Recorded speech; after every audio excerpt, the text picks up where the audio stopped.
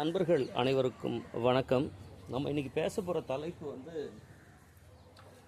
இளையராஜா அவர்கள் சமீப காலமாகவே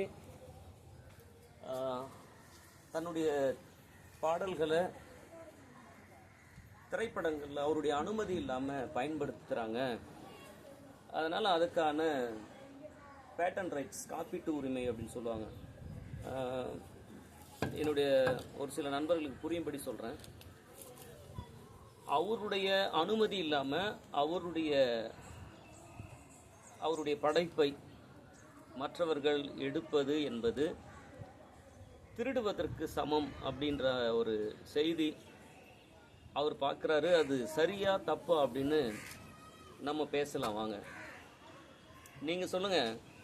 இப்போ இளையராஜான்ற ஒரு தலைப்பு சொன்ன உடனே கட்டாயம் உங்கள் ஆழ் மனசில் அந்த எண்ணம் ஓடி இருக்கும். இப்போ அண்மையில் அஜித் அவர்கள் நடித்த அந்த குட் பேட் அக்லி அந்த திரைப்படத்தில் இளையராஜா அவர்களுடைய ஒரு 3 பாடல்கள், அந்த பாட்டு உங்களுக்கு தெரியும், ஏஞ்சோடி வஞ்சி கோடி அந்த பாட்டா, அதுக்கப்புறம் இளமை இதோ அந்த பாட்டு, அப்புறம் இன்னும் ஒரு பாட்டு.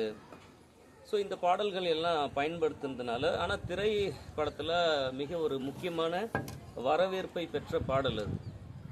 இப்போ அந்த பழைய இளையராஜாவுடைய பாட்டு இப்போ ரீசெண்டாக வெளிவந்த அஜித் படத்துலேயும் அந்த பாட்டுக்கான கைத்தட்டல், விசில், ஆரவாரம் என்பது ரொம்ப குறிப்பிட வேண்டிய ஒன்று. இது இளையராஜா ஏன் என்னை கேட்காம நீங்கள் பயன்படுத்துனீங்க, அதுக்கான இழப்பீடு தொகையாக ஒரு 5 கோடி கொடுங்க அப்படின்னு அவர் கேட்டிருந்தார். இது எல்லாருக்கும் தெரியும். தல ரசிகர்கள், ஏகே அவர்களுடைய ரசிகர்கள் இளையராஜாவை நிறைய கிண்டல் அடித்து இன்ஸ்டாகிராமில் போட்ட பதிவு நிறைய பேருக்கு தெரியும். இப்போ நீங்கள் தான் சொல்லணும், இது சரியா தவறா அப்படின்னு கமெண்ட்டில் சொல்லுங்கள். என்கிட்ட நீங்கள் கேட்குறீங்களா, நீ என்ன சொல்ல வர அதை சொல்லு அப்படின்னு கேட்குறீங்களா? தப்புன்னு தான் சொல்லுவேன். யார் மேலே தப்புன்னு சொன்னால், இப்போ இது என்னுடைய ஸ்டிக்கு, நான் பயன்படுத்துகிற ஒரு சிலம்பம் ஸ்டிக்கு. முன்பின் தெரியாத ஒரு ஆள் அல்லது தெரிஞ்ச ஒரு ஆள் இந்த ஸ்டிக்கை என்னை கேட்காம கொண்டு போயிட்டாருன்னு வைங்களேன். சிலம்பம் சுத்த தான் கொண்டு போனார். இப்போ நான் என்ன பண்ணுவேன், நான் என்ன பண்ணணும்? சிலம்பம் சுற்றுறது நல்லது தானே அப்படின்னு விட்டுடலாமா, இல்லை என்கிட்ட ஒரு வார்த்தை சொல்லியிருக்கலாமேன்னு கேட்கலாமா? ஒரு சாதாரண ஸ்டிக்குக்கு இவ்வளோ விஷயம் நம்ம யோசிக்கிறோம். சரி, ஒரு பணம் நம்ம வீட்டில், உங்களுடைய பணம் இருக்குது, கட்டல் மேலே வச்சுருக்கிறீங்க, ஒரு 200 ரூபாய் வச்சுருக்கிறீங்க. உங்களுக்கு தெரிஞ்ச நண்பர் தான், அவருடைய அவசர தேவைக்காக அந்த 200 ரூபாய் கொண்டு போயிட்டார்.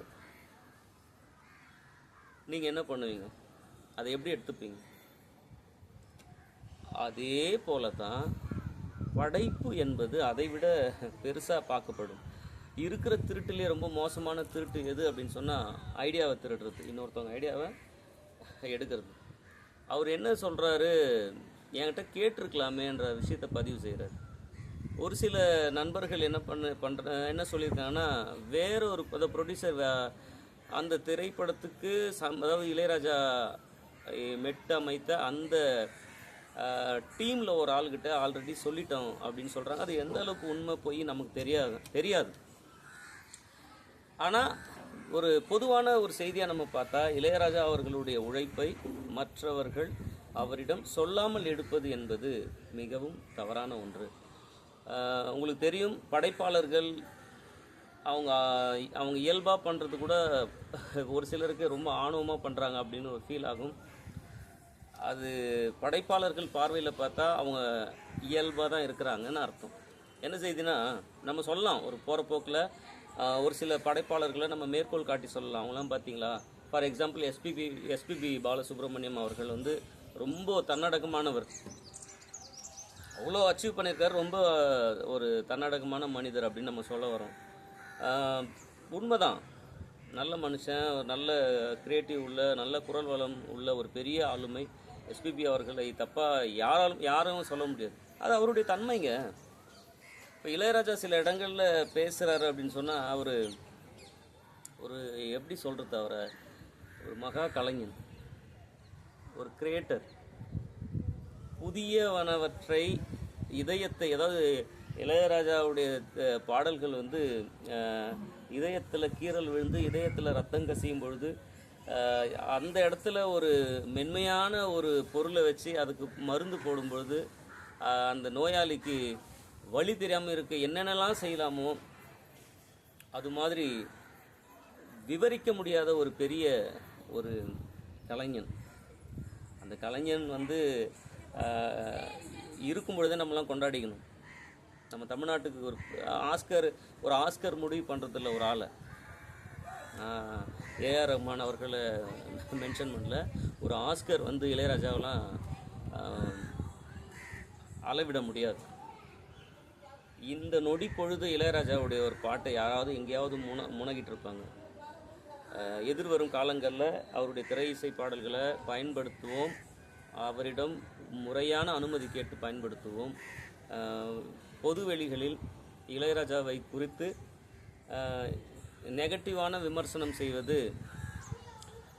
நம்மளுடைய அறியாமைன்னு எடுத்துக்கலாமா, இல்லை நமக்கு சரியான புரிதல் இல்லைன்னு எடுத்துக்கலாமான்னு எனக்கு தெரியல. ஒரு மகா கலைஞன், அவரை கொண்டாடுவோம். அதே நேரங்களில் பொது வெளிகளில் நம்மளுடைய கருத்தை சொல்லும்போது ரொம்ப கவனமாக கையாள வேண்டும். இப்போ கூட பாருங்களேன், இளையராஜாவை எதிர்க்கிறவங்க, இளையராஜாவை தப்பாக நினைக்கிறவங்களாம் முட்டாள், அறிவில்லாதவங்க, அந்த மாதிரி சொற்கள் நான் பயன்படுத்தவே இல்லை. நம்ம அவரை சரியாக புரிஞ்சுக்கலன்ற வார்த்தையை தான் நான் மென்ஷன் பண்ணுறேன்.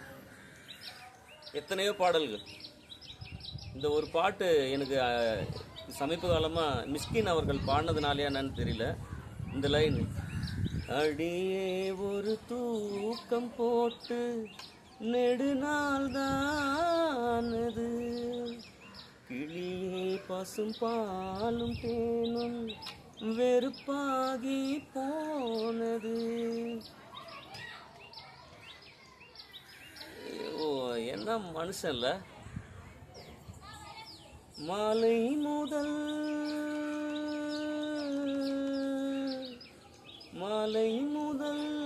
காலை வரை சொன்னால் என்ன காதல் கதை, காமன் கணை என்னை வதைக்குமே,